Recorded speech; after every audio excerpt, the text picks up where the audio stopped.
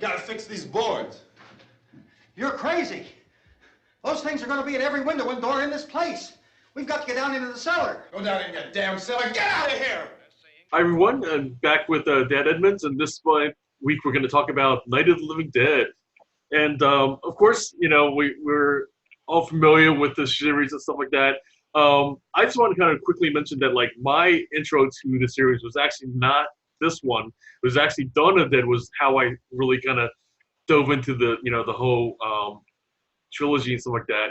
And I, you know, I'm not sure why that was. I think it was because it was like something that, like, somehow we got past the family censors and, like, we're, you know, like, we stuck it in, like, kind of with the rental, you know, like, kind of that week and stuff like that. I said, Mom, can we get this? And next thing you know, like, kind of, you know, we were watching Dawn of the Dead, and it freaked my, you know, brothers and sister out and stuff. And, you know, like, kind of was like, what is this? You know, like, because I was a teen at that time, but they were like, you know, like even younger, you know, kind of like just preteen or like that. So that was my intro into the series. Well, actually, mine was the same. Oh, I really? actually watched Dawn of the Dead. Well, I think what it was I was somewhat a jaded teen, and I saw that Night of the Living Dead was in black and white, and I thought, black and white? I don't watch black and white movies. And I think it was just kind of, I'd watched some clips of Dawn of the Dead, and it was, I knew that Night of the Living Dead was about a house, whereas Dawn of the Dead was like entire civilization had been taken over. So I thought, right, that sounds like a good jumping off point. So yeah, my intro was Dawn of the Dead as well. Yeah, and I feel like, you know, somewhere down the road, maybe, you know, like, kind of maybe not for right away, stuff like that. We'll have to do Dawn of the Dead, because certainly that one has a lot to it that, like, you know, with the new version as well, where they kind of did things, and you know, again, the same kind of ideas of, like, you know, what was really worth, like, kind of, you know, taking from the old one, and then what was done better or not as done, you know, or not done as well with the new one, stuff like that. So I think that's, like, kind of revisit. But I think we'll be zombied out for a little while after we do this one and stuff like that. Yeah, although I could rewatch Dawn of the Dead. I'm quite happy to do that. But, yeah. It's funny you say about the black and white thing too, because one of the things I didn't realize was, like, that was a choice because of, it was George Romero and his friends basically doing, you know, crowdfunding, and black and white was the, you know, the medium that they could afford, you know, because of, like, kind of, you know, just a bunch of friends getting some money together, pulling money together. And at the time, you know, in the 60s and stuff was still kind of, like, you know, between, like, black and white and color. Like, color was still not, like, it was almost like, I guess, the choice between maybe, like, you know, Ultra HD or whatever, like, at that time and stuff like that. Like, color was, that, you know, that, in their 4K, I guess, at the time. So they didn't do everything, you know, like, kind of, or it was a artistic choice at that time, and budgetary, I guess.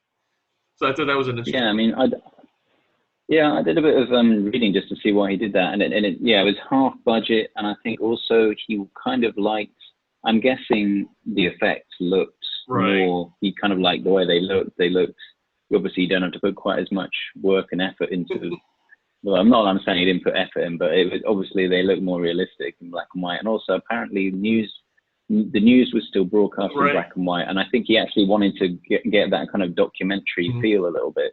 Yeah. So, yeah, I think that's another factor, but yeah. Yeah, that definitely comes across, like, you know, like one of the shots where you had the helicopter going overhead and stuff like that. It really felt like you said, a documentary kind of feel to it and stuff. So, yeah. As we always talk about, like, kind of, you know, to me, like, why we do these discussions, other than, like, kind of looking at what's, you know, like, kind of the good and bad of, like, kind of doing remakes and reboots and stuff like that, is looking at the deeper values and the ideas, you know, of these different films, shows, and stuff like that. And, you know, like, one of the things I was thinking about this week was how the quote of, you know, like, kind of good artists, you know, borrow, and then great artists steal and stuff like that. And I feel like that's one of the things that, like, we also see with Night of the Living Dead, because, you know, certainly with, you know, shows like The Walking Dead, you know, the 28 Days Later series and stuff like that, they've really, like, kind of just, you know, like they wouldn't exist without kind of the ground that was basically, you know, paved by George Romero and his crew. So I think that's, like, one of the things that, like, you know, to me, like, is why we revisit these these older classics and stuff like that, and also like kind of look at, you know, again, what was worth kind of really remaking, rebooting and stuff like that. Yeah, and I think Night of the Living Dead is one of these movies that's kind of gone through a phase of, during say the 80s and 90s, it would have felt much older because of the pace of it and various other things. And I think actually now the pacing of it is almost sort of more in tune with things like The Walking Dead, and it's almost kind of come around and is still sort of, and is even more modern than it would have been 20 years ago, say, in terms of the feel of the movie. But yeah, I mean, there's so many, you can just see all the seeds of so many other horror movies in it. You know, there's just the fact that it all kind of takes place in one night. You know, you can almost say The Purge kind of stole that idea in a way. One of the most interesting things for me was the fact that, you know, the classic scene with Johnny and Barbara at the beginning, where Johnny's making fun of the whole horror genre. And you sort of got the seeds of Scream in the first 5 minutes of The Night of the Living Dead. And it's done really effectively because you're kind of, it immediately kind of breaks that fourth wall, but then kind of very narrowly focuses your attention back on that house in a very short period of time. So it's, yeah, there's just so many kind of other movies that you can see echoed in this. And it goes back to this idea also that it's funny how the things that like were constraints in the ways, like, you know, the budget and all that kind of stuff, it's really like kind of, you know, forced you to be more creative then, because then they kind of, you know, chose having it all happen at one house and everything. You know, yeah, there's a budget decision and stuff to a degree, but it kind of made it where there's this kind of like, it amplified the story, like, you know, the claustrophobia, the idea of like kind of being trapped and everything like that. I think so. It's kind of like interesting how different times with a creative, you know, creativity, you can kind of use things to your advantage and stuff like that, and use it to kind of heighten things. Yeah, I mean, all the world building is done via the characters' accounts or the news stories that they're listening to on the TV, and just what other people are sort of telling you. So it's kind of, I mean, it's quite interesting in a way. It actually lends you a sort of imagination quite a lot of room, because and it actually focuses your attention much more on the characters. And I noticed that a lot between the difference in the 60s version and the remake. The remake felt much more of a kind of an 80s horror movie by the numbers, whereas the 60s one almost has a feel of a thriller or something like that, but kind of because of the first time they've done something like that. Because apart from what I understood is that they've had sort of zombie movies before, but it was mostly just kind of, you know, basically heroic rich white people against sort of, you know, black zombies on an island somewhere. And this was the first one as well where the zombies actually ate people. So, and I think also it being framed, you do get the impression he framed it very much like he wanted it to seem as much like a news story or a documentary, which is something that's quite, I mean, it has the kind of the 50s loud orchestral stabs, but it doesn't detract from this kind of weird kind of documentary style film. It's kind of, you know, shaky cameras. It feels a bit kind of Blair Witch-like as well. There's definitely that kind of, it's a much more kind of cool documentary sort of tone to it that actually kind of makes some of the, especially the ending, feel much more shocking, I think, than the 90s version.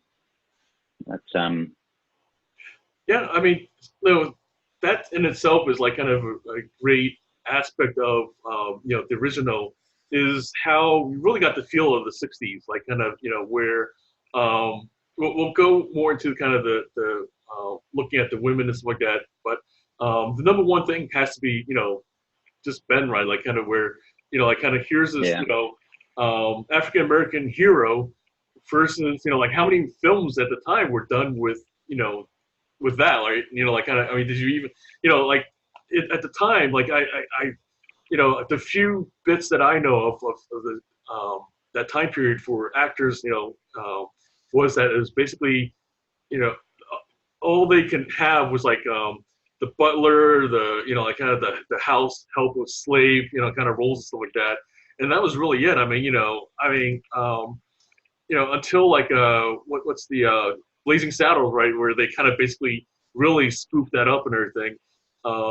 We just really, like kind of, and then this is like pre-black exploitation, right? Like kind of where they suddenly, Hollywood realized, oh, it's profitable, like kind of, to cater to what you call the African American audience and stuff like that, and like kind of, and so it's funny how until then, like this, I guess what it would come down to is like there's so many areas of ground being broken by this film that it's like kind of, like to me, that's what kind of is one of the other things that's like kind of where it's really hard to kind of duplicate that or to to do anything to kind of enhance it and stuff like that. And the other thing was like kind of just the time period too, where other than the racism and that kind of thing, stuff like that, we're talking like the 60s, where before people really distrusted the authorities. There was pre-Watergate, so we still had like kind of people kind of tuning into news and seeing what the authorities said as like kind of like that was still gospel at that time. Now we're a lot more cynical. We like never mind like kind of social media stuff, fake news, like where we really barely trust what's being kind of printed or like shown on the news and stuff like that. Yeah, no, I mean it's a different time. I mean, I guess he's trying to sort of capture a little bit of the end of the hippie movement, or the idea of society turning in on itself. I mean, I think that's the whole idea of the zombies eating people. But I think it was, I don't know, it'd be interesting to know really what's going on in Romero's head about Dwayne Jones as Ben, because he says he did it. He said he actually had a Caucasian actor in mind, and he just happened to cast Dwayne Jones, which kind of makes. I mean, he certainly as a lead character, he doesn't fall into any of the kind of stereotypical things. He's not like a token sacrifice halfway through the movie, and he's not like a comedy kind of distraction or anything like that. He is the main character, and I think he's apparently there's only like about 8 or 9 other horror movies which have like a lead black actor who sort of makes it through the entire movie and isn't sort of compromised in various other ways. Get Out being probably like the closest example. So I mean, it's kind of a bit disappointing really, but it is one of the few that's like that. But yeah, quite groundbreaking in that respect. And I mean, you have to think about it in the late 60s. I mean, most of the zombies are white, and you've got this. The black lead actor killing basically white zombies through the whole thing. It must have been quite something to see if you were, out in the sticks in various parts of the country. Yeah, that's a great point. I mean, it's something that like you said, you really wonder, was, Romero being intentionally kind of controversial, being intentionally like kind of wanting to kind of make a statement or kind of.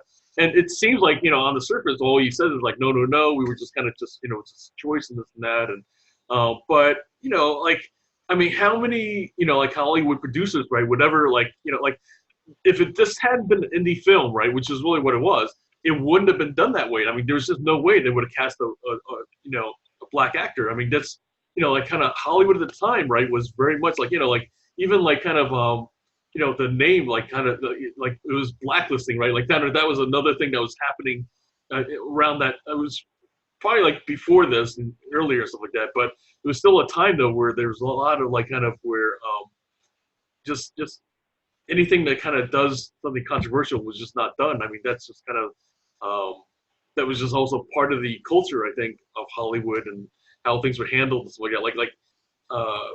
I mean, nowadays we're again jaded and used to scandals and all that, but back then, like kind of, this kind of stuff would just be scandalous. I mean, like kind of to do, kind of, like you said, having a black actor killing, white ones and stuff was like kind of just not done at the time. Yeah.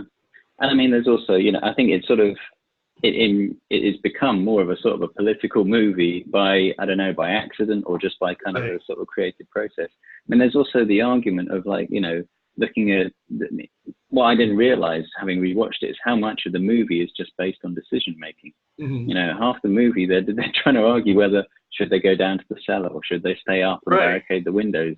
There's so much discussion on that. And you actually think, is he trying to say, when society is faced with, big issues, do you hide in the cellar or do you try and face them? I don't know if he's trying to make some kind of deeper point there, or if he's just kind of alluding to it. But well, the irony too was like in the end he ends up in the basement, right? Like kind of that's the irony, where like kind of after all the arguing and stuff like that, and then in the end he still ends up there anyway. Like kind of and it's like kind of that's like one of the ultimate kind of ironies there.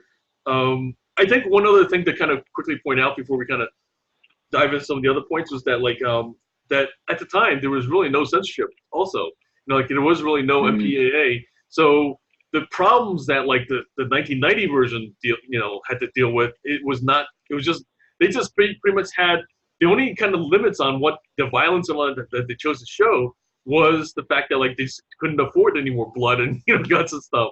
But like kind of the 1990 version was the total opposite, where like it was totally restraints based on like kind of what they could get past the censors, like like kind of the fact a lot of the explicit head blowing up and that kind of thing, just they could physically do it, but they like kind of in terms of getting it past the censors, they couldn't and stuff.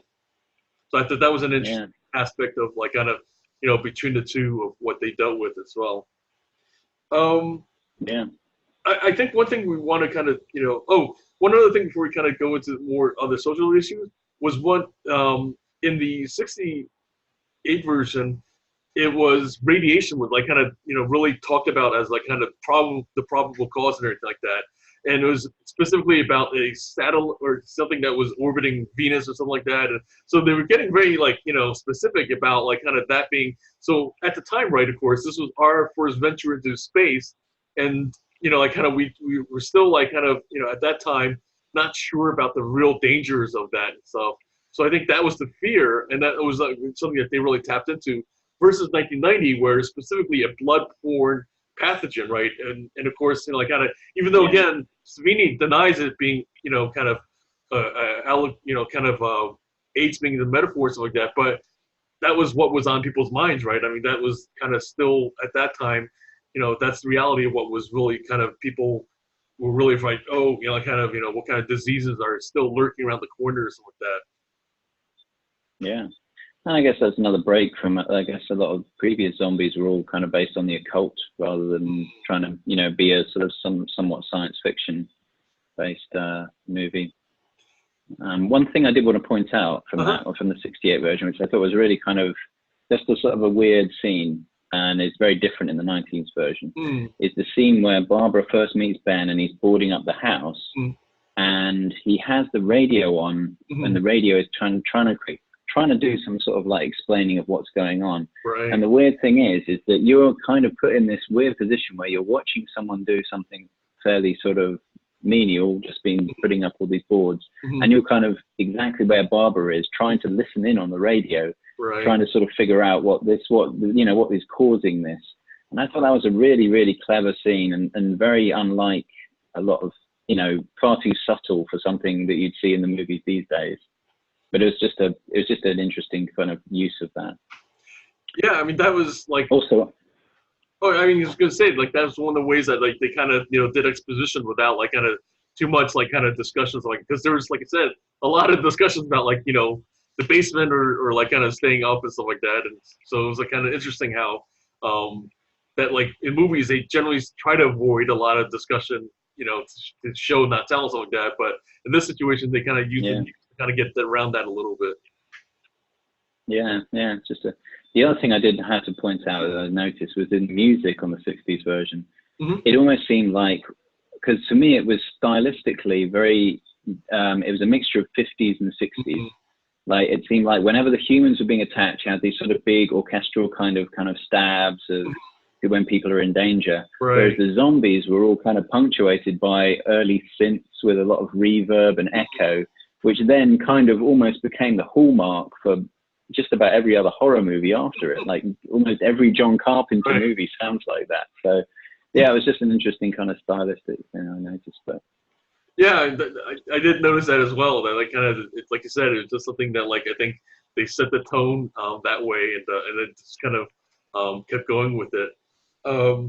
The other thing I think we, like kind of just starting to kind of touch on is how with the, like Barbara, right, and stuff, she's very different in the 90 version and stuff. And I think one of the key things that happened, though, was Sigourney Weaver, kind of really changed things for women's roles. And, like, kind of, I mean, after, like the Aliens series and stuff like that, we started kind of seeing women, like, kind of being more,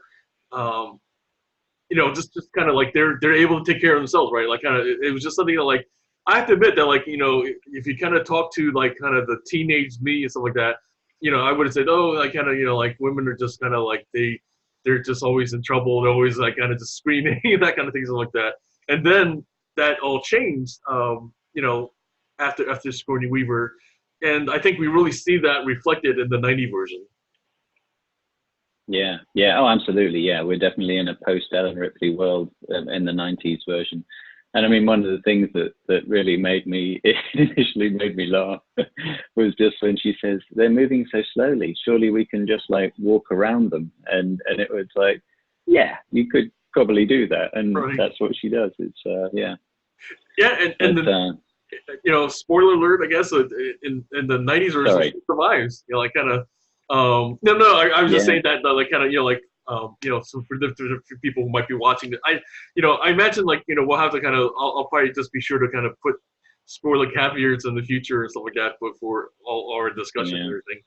But and I think that's like kind of was a interesting kind of thing where in the original you see her just being kind of just consumed, like kind of just basically swallowed up, and she kind of like degenerates to like kind of basically beyond screaming and kind of like crying for help and stuff like that, to like kind of just basically losing it and then like ultimately just being swallowed. Like it's I guess in some ways we feel like kind of if that's any kind of metaphor for like kind of women in the 60s, I guess, something like that, is that like there's this kind of certain they started kind of having more independence, more kind of different roles or whatever, but for the most part I feel like it's kind of just a reflection that like women just they're basically swallowed up into like kind of society and stuff like that, right? They're kind of just basically they like there is none of the never mind the heroism, but like the individuality and stuff like that. It's like kind of one of the things that like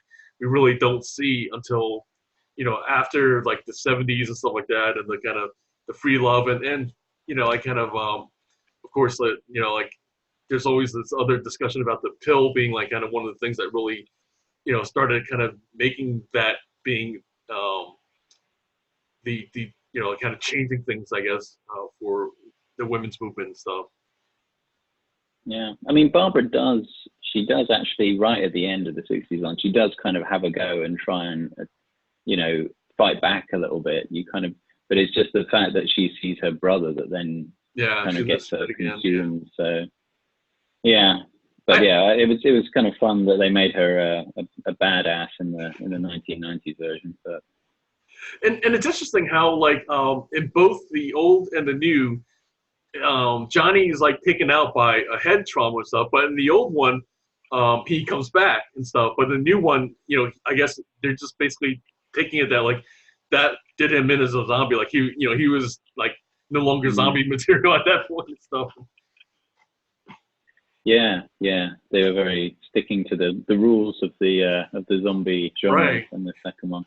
Like I guess that's the thing. Like in the originals, they're still trying to figure out the rules and stuff like that, and like kind of like what constitutes like kind of the zombie creation process, I guess, and stuff, and then what like I mean, generally speaking, like kind of they decided like head trauma was like kind of or shot to head was the way to kind of kill them and stuff like that. But I guess like maybe I don't know, maybe like before they decided that, they already had it written that they wanted Johnny coming back and stuff like that. Yeah. I mean, I think it's in some respects that the 90s one is much more hopeful than the 60s one. The 60s one is quite bleak, really. Right. And especially the ending is like super bleak. The 90s one, quite a few people sort of survived by the end of it, which is, it's kind of like it's almost like, I think by 1990, the rules of horror movies have already been established, whereby if you are a stereotype, you're going to die. And if you're something something that's not a stereotype and you show some guts, you'll make it through, basically. It seems to be the basic 80s. And I think that's one of the things that's like, it's an interesting aspect of like kind of the whole 80s, like horror, is there's a lot of rules that were established. There's a lot of kind of things that like kind of were set as like kind of, the conventions, I guess, if you will, at that time. And, we see some of that with like kind of, Stranger Things and, like kind of, and you mentioned Scream and stuff like that. And it's like kind of, which is like, of course, poking fun at, some of these different rules, if you will, that were established and everything. But yeah, I mean, definitely like kind of, like you said, in the 90 version, we really see like kind of the full blooming, I guess, of these different rules that like are like kind of were accepted at the time for the genre and stuff.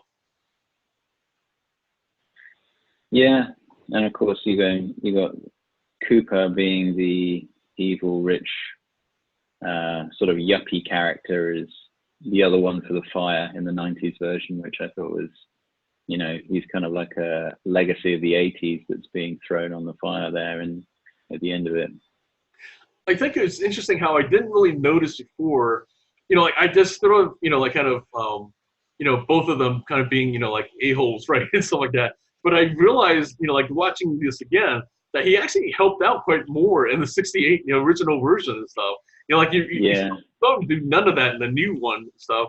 So you really were less sympathetic at all, like kind of, when like kind of he gets off right by, Barbara and stuff like that. But in the 60, the original one, like kind of, he actually tries a bit, like kind of, except for, of course, ultimately, like kind of, the whole wrestling with the gun, right, and stuff like that. He was just fixated on the gun, and that was like the interesting aspect about like kind of that, like you saw like kind of, I don't know, almost like an inevitable, like kind of conflict between him and Ben, and that was going to, do him in and stuff like that, and kind of saw that coming, I guess, so to speak. That was like really, I thought that was really telegraphed, I guess.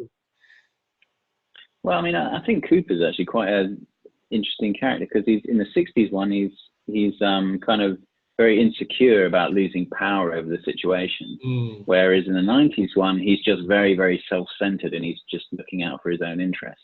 But it was kind of an interesting shift they made in that, because obviously it was him trying to protect his daughter in the 90s one, and in the 60s one, he just wants to control the situation, which leads to the kind of the fight, which was, I guess they thought it was more believable in the 90s to be fighting for your daughter. And so they did that, but you had the impression also that like he was, kind of quote unquote money, right? Where in the 90s version, and I almost feel like that was still like a reflection of like kind of the whole 80s stock broker kind of personality, I guess, and stuff, right? Where like kind of that American Psycho really kind of did a big thing on and stuff like that. Welcome back, everybody. We kind of had a brief break due to the recording and all that. But before we kind of, before this break, we started kind of diving into about the 90 version and beyond. And so certainly, of course, the big thing was that, Tom Savini was the director, and he ended up as the director because of his previous work with George Romero and Dawn of the Dead, which, as we mentioned, was like kind of, our intro into the whole genre of zombies and stuff. I do want to say that, like, for me, what was really effective about what he did was that, if you, any point or some of the certain points where you felt like you kind of knew what was coming, he would do like little twists. Like, there weren't huge like diversions from the original, but besides what we talked about with Barbara and everything, it was also, of course, the original thing, the very beginning, where we thought like the first guy was the zombie, right? It turned out he was just another dude, yeah. and then the real zombie showed up. I thought that was like kind of clever, just to kind of have that. I was a bit worried, actually, to be honest with you, when there was the second zombie who came at the car, who had an autopsy, because his facial expression was pretty ridiculous. And it was like most of the zombies were pretty convinced, but him in particular, he was just like pretty. I found myself laughing quite quite a lot out loud at that particular zombie. And it also coincided with some very kind of over the top synth work at the time. And I thought, oh God, have they really screwed this up? But actually it all kind of calmed down and got a lot more sensible after that. But I was initially on, I was like, oh God, it's a shit reboot. But yeah, sorry, you can bleep that out if you need to. But yeah, yeah. And I think the other thing that kind of, worked for me was just, simply that besides like kind of that we weren't totally just retreading everything, like the production value, like kind of was of course key, like, great special effects, like kind of, really just like, you really got the sense of the horror because now it was a color, like, like there was nothing kind of that, was hidden in the black and white shadows and everything. So to Tom Savini's credit, his attention to detail, he's really like kind of just, you felt like, like this was really happening. And from what I understand, his background was he saw the horrors of Vietnam. Like, so one of the reasons why that he didn't work on the original was the fact that he was often the real stuff, like kind of seeing like kind of the gore of battle. So he, definitely brought that home with him. You can see it like in his work and everything. And even though that like, originally he didn't start off like kind of, being in horror makeup or everything, that was basically the niche that, as we talked about in the break, that he kind of carved out for himself, getting the name of, Godfather of Gore. So that's a interesting thing that kind of developed in his career.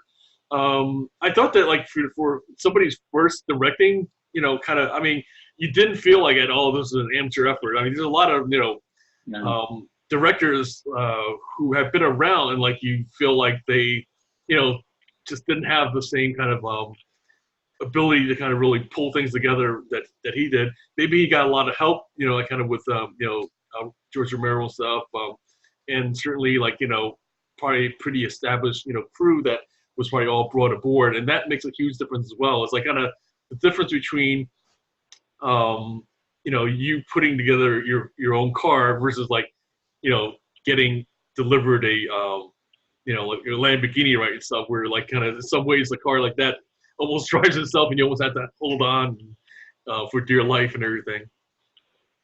Yeah, no, I've seen movies with far higher budgets and much more famous directors who've done far worse jobs than Tom Savini did with that reboot, that's for sure. And there was the other big difference for me was like they were obviously going for the jump scares all the way through the 90s one, which wasn't the case really with the 60s one. Right. In fact, the 60s one doesn't really, I don't know, there wasn't really much in the way of kind of like jump scares in the 60s, or maybe I'm just like too attuned to 80s horror movies, but yeah, that was the obvious difference for me between the two. Yeah, that's a huge like kind of part of what where you really saw like kind of the night and day, I guess, of the two. And I think the other thing was like kind of in the end like kind of one of the final quotes, right, where because Barbara lived, we saw more of like kind of what was really going on in the rest of the world, right, and stuff. We didn't see as much of that in the original. But we saw like kind of the the rednecks like basically making target practice of the zombies and stuff like that, and so she says like that we're the monsters and stuff, and I think that was like kind of Savini really wanted to kind of make that point like explicit and stuff, and and that's something that like it was kind of alluded to in the original, but not in the in your face kind of way that the 90 version did it. Yeah, it was much more subtle in the. Basically, it was the group that when sort of got Ben at the end of the '60s one was the only kind of subtle nod to that, really. But yeah, you're right. It was much more in your face with that one. Yeah. So you were also saying the other thing we were going to say was how you would have done it differently. Well, I feel like if it was like a 2020 version or something like that nowadays. I would, like kind of basically the cause of it would be like some kind of terrorist kind of act, like kind of that, like where there was a bio weapon that went astray, like kind of, that was launched, like kind of by some rogue nation. It would probably be something along that lines as being like kind of, the backstory.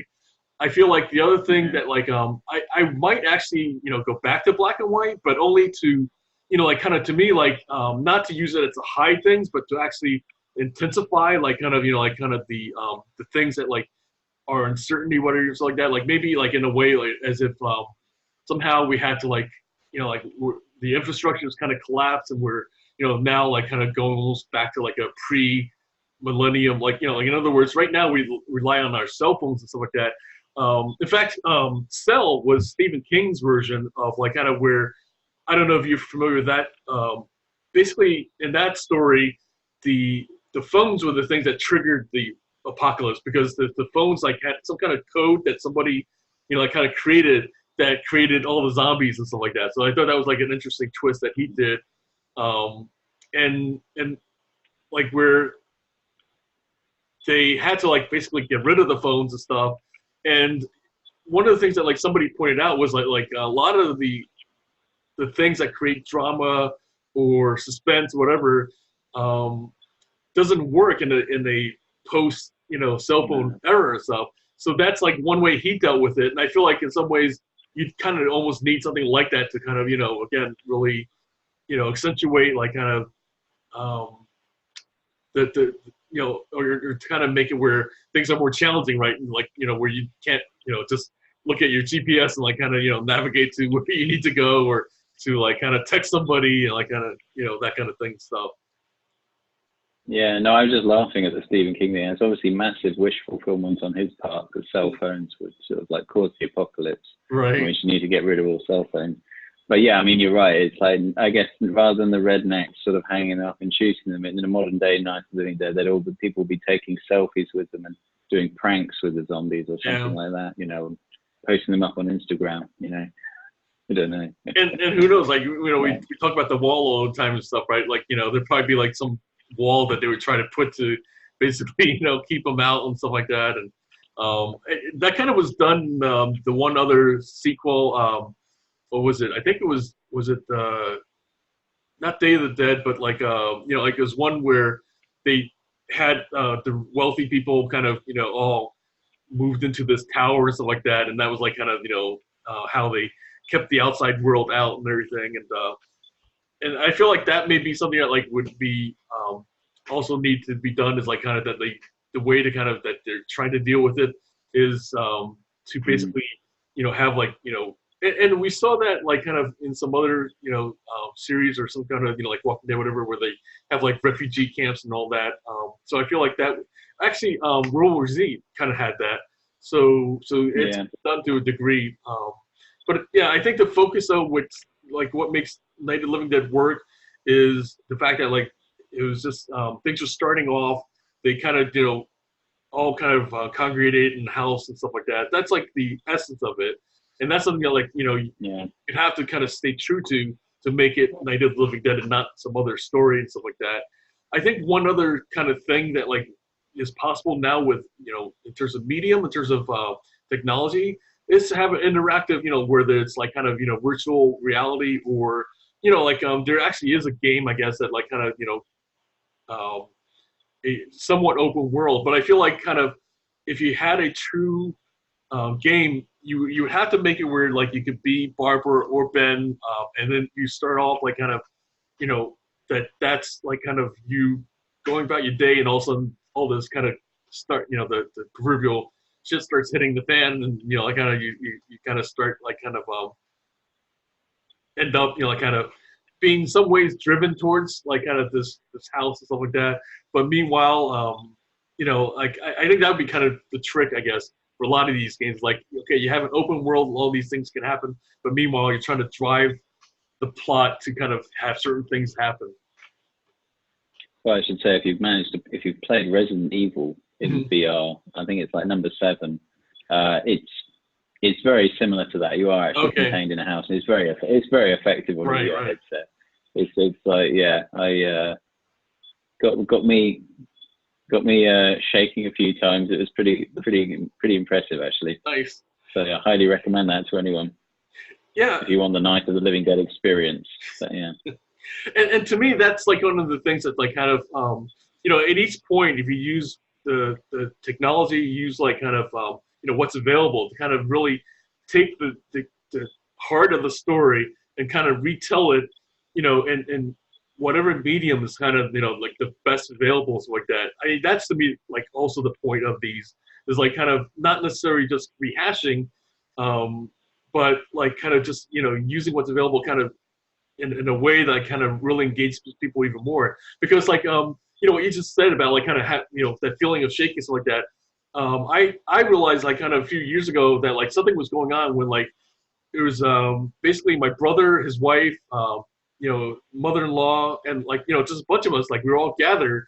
And I think either my brother and I were, you know, the actual one playing the game, but everybody was watching, right? And so it was like kind of this thing where like, you know, that was more interesting than watching a movie, was the fact that like, you know, we were part of the story, like kind of, and I feel like that's the experience that people really go for nowadays.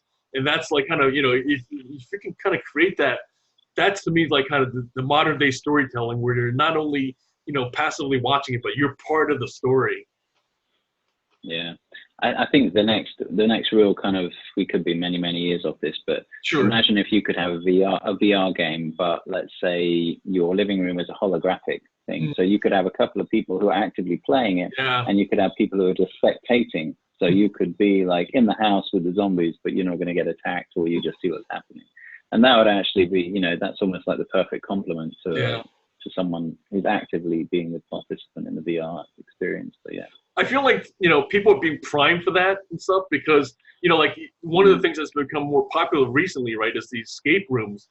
And so I feel like, you know, like kind of there's this attitude that people want to be part of the story. That's like in an age where we have this kind of screen that kind of separates us from things going on and stuff like that. We want to be immersed. We want to like actively be in, you know, like kind of the story. We want to be, you know, we want to be the story and stuff like that. So I feel like, you know, like, yeah, absolutely. I think that's like kind of, you know, at some point it's coming, and when the technology and all that kind of stuff will really, I feel like we kind of have it. I think it's just like a matter of like right now, people haven't put the pieces together to do something like that. But I feel like it's coming, you know, kind of.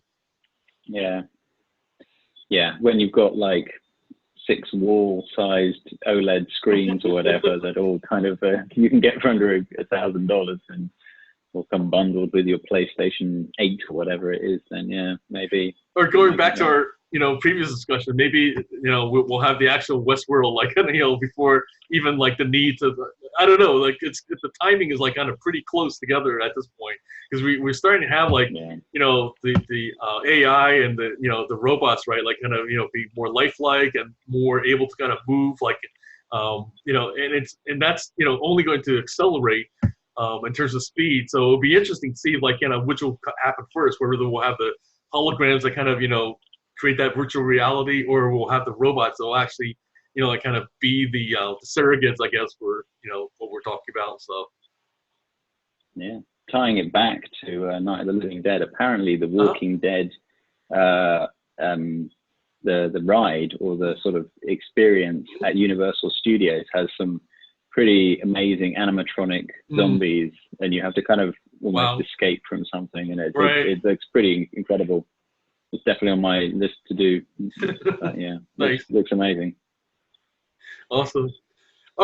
Yeah, I guess to close out the discussion and stuff like that, any other thoughts on like kind of like what was it that kind of really, I guess was, you know, it's something like kind of that you took away from, you know, both at like that kind of was like the point of like kind of having like, to me, like, you know, just, yeah, it's a horror movie. It's you know, zombies and stuff like that, and but I think just like we talked about the 90 version and stuff like that, it's also a lens to look at ourselves, and I feel like that's like kind of, to me, like one of the things that like was really done well, you know, between the two, and then was carried into, again, Dawn of the Dead, where like kind of, you know, that would symbolize like kind of the 80s consumerism, and like kind of how, you know, what in a way, whether he intended to or not, became a foreshadowing for the collapse that like after consumerism, you know, was gone, right, and stuff. We had this kind of hole in the economy that like was left by, you know, like that, and I feel like that's in some ways kind of like, you know, whether, you know, Romero knew it or not, he really kind of foretold like kind of, you know, the collapse that came afterward and stuff. So I feel like that's, to me, like kind of one of the things that like was really, you know, well done. This idea that I talk about all the time about art is using lies to tell the truth, where, that was the truth, that like whether he intentionally, fully intentionally did it or not, he did. He really foretold like kind of what was, kind of happening, the decay, if you will, that was happening with the economy, counting on, consumerism and stuff like that. Yeah, I mean, I think it really kind of punctuates. And you can almost see it with the, like I said, with the music. It's, you've got the 50s kind of optimism and stuff, and the 60s almost like, and it's going on the 70s. It's like there's this almost nihilism that kind of like sets this. I mean, if you watch a lot of 70s cinema, you can see there's an incredibly bleak tone to a lot of it, and you can see it's just so different in tone from the 50s. And I think this, this movie really does it really kind of falls right in between those two for me. Awesome. But yeah, the only other thing I did notice that was kind of weird for me for a horror movie, which I hadn't really realized, is that the threat is basically contained by the end of the movie. Right. In the 60s version. And it doesn't even seem like that bad a problem, really. Right. It seems like they've kind of got a handle on everything, which is kind of quite funny to see, because most of the time it's the end of the world when you're watching these things. But well, that's what we kind of like our more cynical view nowadays and stuff, right? Like that, that's another reflection about kind of because just to kind of set things in context and everything, the Tet Offensive was the beginning of '68 when this movie was made and stuff like that, and that was looking back now, we realize that was the beginning of the end of Vietnam. In the sense where we finally realized maybe this war is not winnable, because up to then it was all about body count, which again it's reflected in the movie, right? Where like that was a sign of victory, and that was like kind of constantly what like kind of Westworld and all these guys were constantly pushing, and we so what you just said though, like kind of it's just really like a reflection of kind of still the attitude that like what we didn't know was going to finally hit was the fact that like like we're not only not winning, but it's kind of like we're just getting wiped out and stuff like that. And I feel like that's really I was going to say in the movie, we see that. Yeah, I mean, like you said, it's funny, and this idea of body count indicates how well you're doing, and this really does. The zombie movie is almost like the body count is irrelevant. It's that's what it really punctuates. That it's like society breaking down and all this kind of the number of bodies doesn't make any difference anymore. Yeah, and I wonder. Yeah, very very interesting kind of times and ways of looking at life at that period of history, I think. Awesome. Yeah, so as we talked about before, this discussion was that we're kind of see maybe the Karate Kid, which will be a change of pace from zombies and all that, before we kind of dive more into horror with Halloween. So we'll figure it out, and we'll definitely kind of keep everybody posted. And so till next time, look forward to having everybody watching, and I guess I got to do this spiel of kind of like if you like what you're watching, be sure to subscribe and join us for our next discussion.